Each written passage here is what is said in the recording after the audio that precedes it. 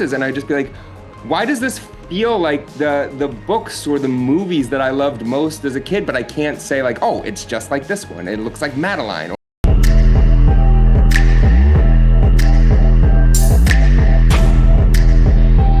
So congratulations, gentlemen. How does it feel now that season 2 is out? We are so excited. I think that, I don't know, that for me at least, this is why you make this stuff. I can't wait for people to see it. We're really proud of season 2.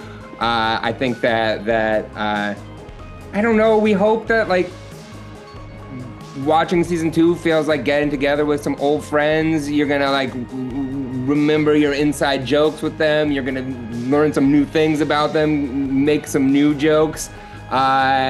Yeah, so I know it's just exciting that people who love these shapes are gonna get to see some more shows with them. When did the two of you realize that there was magic in your chemistry? Immediate. Wow, wait, this is immediate. There was love at first sight. I like the premise of the question very much, right? Yeah. I think we get along really well. I think we like to make each other laugh, and we like, I think we both grew up with similar stories, and we both had the same affection for the same kinds of stories, and we both really liked our childhoods. I think we have the same general affection for our childhoods, and so when we go back to that and we make things for children now, it's with a lot of the same spiritual touchstones, I think.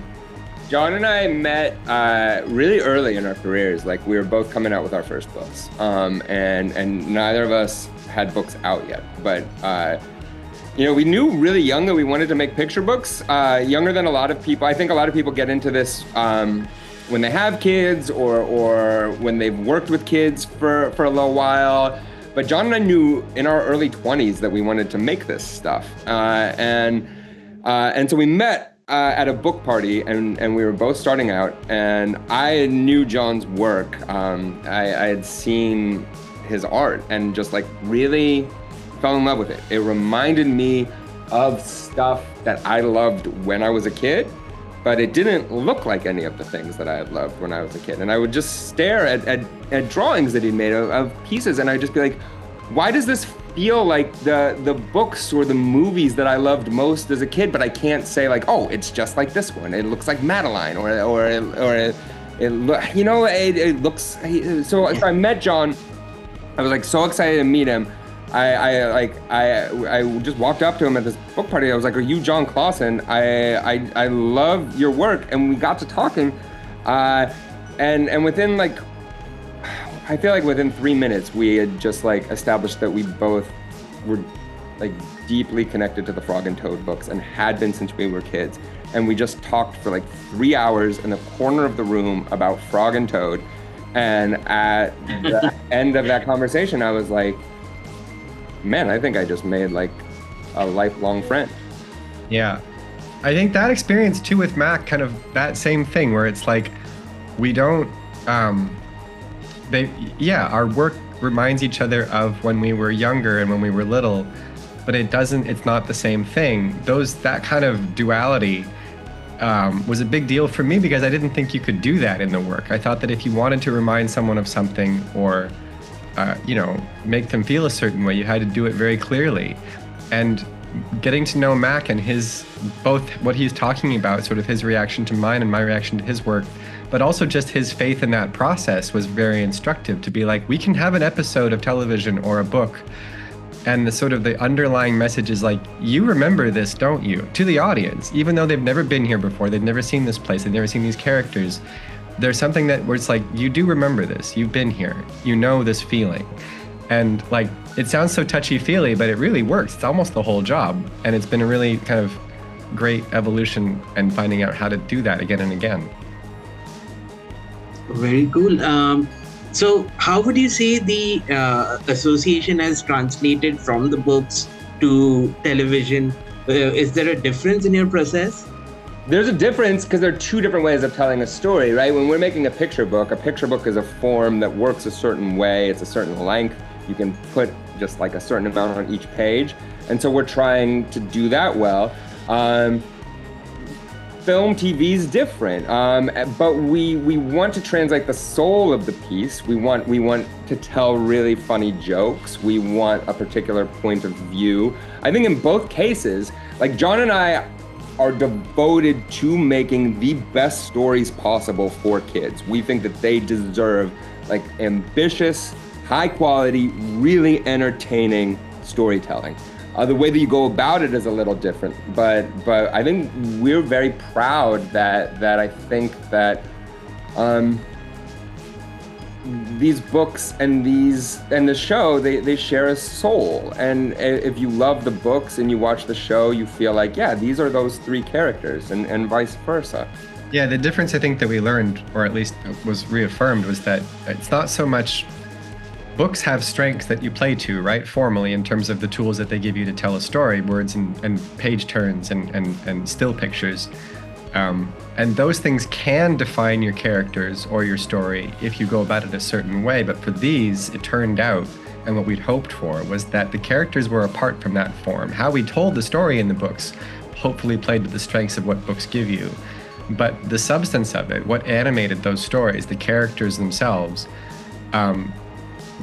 weren't trapped in that. They weren't defined by that, and it turned out that they could walk right off into a different form and do just as well over there, thank you very much, with those strengths that shows give you. And it was such a great experience to watch that happen. How often do you get to do that, right? To see if that actually is the case. But I think we both think that it is the case, that it worked. It certainly is, and so now I'm nowhere as creative as the two of you. So I'm going to ask you this question as a layperson. But with three characters and a narrator, to me, it seems like the idea could be limiting. You guys do it wonderfully. You guys have made so many wonderful episodes from just these three characters. Do you find it stifling or limiting in any sort of way? We found it the opposite. One of our writers on the show is a mom, and on the first meeting we had with the writing team, she just we were all introducing ourselves and talking about the show, and she said she was so excited because sort of 3 was the nightmare play date. She was like, I never try to have 3 kids over at the house because it's just constant drama, shifting alliances. You can never predict what's going to happen. And I think everything that makes it a terrible play date is what makes this great television. In our pitch deck, when we first were pitching this show, we had a picture with, all of these shows, these shows for kids that inspired us, but then there was also just Seinfeld sitting there with those 4 characters. And I think, when we were pitching the show, sometimes execs would think that we were joking, but we were always dead serious about this. In fact, I think it's maybe one of the biggest influences on this show just because of the way that it works. You can do anything in that show, right? You didn't care what, it was literally famously a show about nothing. You could have nothing happen and you would just go through these 4 characters who you loved and knew well, and you would just clock how they would react to it. We feel the same way about this show. It doesn't matter what happens in an episode. No other show will be like ours because we have these 3 characters and a narrator, and the way that they execute that plot will be different from the way you see it in any other episode. It's just so fun to recombine them and separate them and then recombine them again. It's one thing if you have 2 of them in a room by themselves and one of them's on their way. That's a different kind of conversation in the room than if all 3 of them are in the room, even with nothing else. And then what happens if 2 of them find a frog and one of them isn't there? Or what happens if only one of them finds a frog and the other 2 aren't there? And it's you find this endless array of combinations that can make these things go. And we found that was the pleasure of writing the show. It's it was sometimes as straightforward as that, where we're like, what happens? Literally as straightforward as that. Jon is not being this isn't a hypothetical. We have an episode where they find a frog. That's it. And we get deeper on these characters than I think we get as deep as we do in any other episode where a million things happen. In this episode where they just find a frog, we have an episode where Square borrows he doesn't even borrow. He gets given a pen That's all that happens in the episode. Circle gives him a pen, and then he is dealing with the journey of being given that pen. And I guess, to be fair, trading that pen for a trading card, but like he goes to operatic levels of guilt and shame and joy in that episode around just getting a pen from a friend. But that's what being a kid was like too. Do you remember when you would see a pen and you'd be like, that's the coolest right. pen? And then your friend would give it to you? That was like 2 weeks of life. And I think to just be like, to treat that with dignity and honor how important that stuff is, that's what we're up to. And that's what the limitations, I think, allowed us to do, is that if we'd had 10 characters to keep track of, you wouldn't necessarily have time to let their personalities spin off into operatic levels. But because there was only 3 of them, if you're going to get 4 minutes out of Square, he's going to go pretty hard, because you just have time to like build up that emotional, mushroom cloud that's about to hit. And so to replace vast casts with just emotional range of your 3 characters we really liked that version of it. And at the end of it, what you're left with is characters that you really know very well. And there's a real pleasure in that. Yeah, so we could do 20 seasons. So so the narrator is Newman in this whole ensemble. Right. Yeah. Well, yeah, exactly. Yeah. A force of hubris himself. Yeah.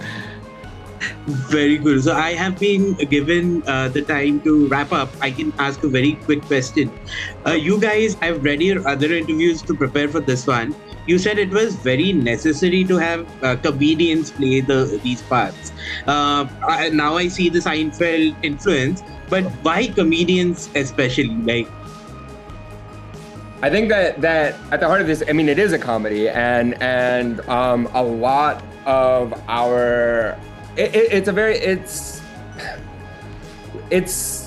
a social comedy, right? It is about what it is like to hang out with your friends and to make a joke and have them laugh, or make a joke and have them not laugh. It's a joke about something bad. These shows are about like something happening to you, maybe something embarrassing happening to you, and your 2 best friends, or in the case of our show, the only other 2 people you've ever met in your life, being right there to watch it, right? And so that timing and to get to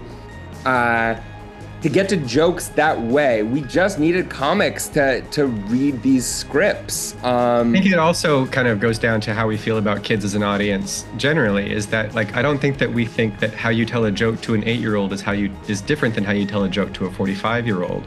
It might be that the subject of the joke is simpler, or that you're playing to something that you know an 8-year-old can like know to make the joke work. But how the joke is constructed and then landed is exactly the same. And so it was very important that we had people who knew how to tell jokes, just very simply, even if they had no interest or experience with kids, which I think all of them did anyway. But even if they hadn't, that wasn't the assignment. We need someone who can tell a joke, because we've hung out with kids. What they find funny in a joke is exactly the same as what we do. It's just that the subjects have to be known to them for them to get it. Right. That's right. That was a big part of the deal. Why we're like, well, the timing is the same, and even the complexity of a joke can a joke told to a kid can be very complex. They just have to have the references. Yeah. Perfect. Thank you so much for your time. And